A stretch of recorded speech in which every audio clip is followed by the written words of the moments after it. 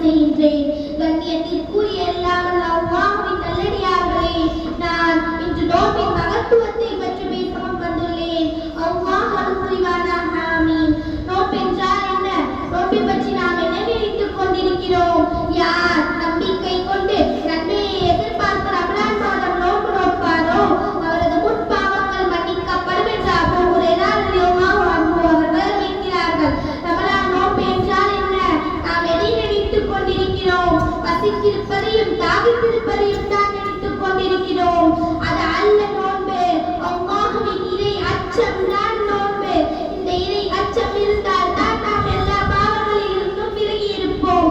எல்லா நேரங்களிலும் அல்லாஹ்வை பார்க்கிறான் என்ற அச்சத்தோடு நாம் வைப்பதுதான் நோன்பு. இதுதான் உண்மையான நோன்பு. இதைத்தான் அல்லாஹ் விரும்புகிறான். நோன்பை பற்றி அல்லாஹ் குர்ஆனில் என்ன கூறுகிறான்? யா அய்யுஹல்லதீன ஆமனூ குதிப அலைக்குமுஸ் ஸியாமு கமா குதிப அலல் லதீன மின் கப்லிக்கும் லஅல்லகும் தத்தகூன். ஈமான் கொண்டோர்களே, நீங்கள் அல்லாஹ்வை அஞ்சுவதற்காக உங்கள் முன்னோர்கள் மீது நோன்பு கடமையாக்கப்பட்டது போல் உங்கள் மீதும் நோன்பு கடமையாக்கப்பட்டுள்ளது. இவ்வாறு அல்லாஹ் குர்ஆனில் தெளிவான முறையில் கூறுகிறார். அக்காலத்து சஹாபாக்களும் சஹாபிய பெண்களும் எவ்வாறு நோன்பு நோற்றார்கள் என்று தெரியுமா? இப்படித்தான் பேரிச்சம்பழத்தை கொண்டும் தண்ணீரை கொண்டும் தான் நோன்பு நோற்றார்கள். நோன்பு திறக்கும் நேரத்தில் ஏழைகள் வந்தால் அதையும் கொடுத்து விடுவார்கள். இப்பொழுது நம்முடைய நோன்பு எப்படி இருக்கிறது? விதவிதமான உணவுகளை வைத்து நோன்பு நோக்கிறோம். அல்லாஹ் நமக்கு விதவிதமான உணவுகளை கொடுத்திருக்கிறான்.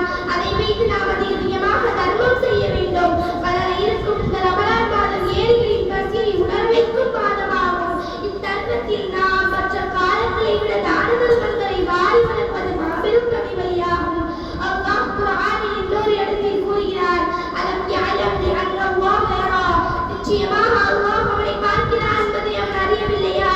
பிறர் பார்க்கிறார் என்பதற்காக எவர் தொழுகின்றாரோ, நோன்பு நோக்கின்றாரோ, தர்மம் செய்கின்றாரோ அவர் அல்லாஹ்விற்கு இணை வைத்து விட்டார் என்று நபி ஸல்லல்லாஹு அலைஹி வஸல்லம் அவர்கள் கூறினார்கள். எனவே நாம் தொழுவதாக இருந்தாலும், நோன்பு நோற்பதாக இருந்தாலும், தர்மம் செய்வதாக இருந்தாலும் அல்லாஹ்விற்காக மட்டுமே செய்ய வேண்டும். சொர்க்கத்தில் ரையான் என்ற ஒரு வாசல் உண்டு. அதன் வழியாக நோன்பாளிகள் மட்டுமே நுழைவார்கள். அவர்களை தவிர்த்து அதன் வழியாக வேறு எவரும் நுழைய மாட்டார்கள். மறுமை நாளில் நோன்பாளிகள் எங்கே என்று கேட்கப்படும். அப்பொழுது நோன்பாளிகள் எழுந்து நிற்பார்கள். அவர்கள் இந்த வாசல் வழியாக நுழைய சொல்லப்படும். அவர்கள் நுழைந்தவுடன் அந்த வாசல் அடைக்கப்பட்டுவிடும் என நபி ஸல்லல்லாஹு அலைஹி வஸல்லம் அவர்கள் கூறினார்கள்.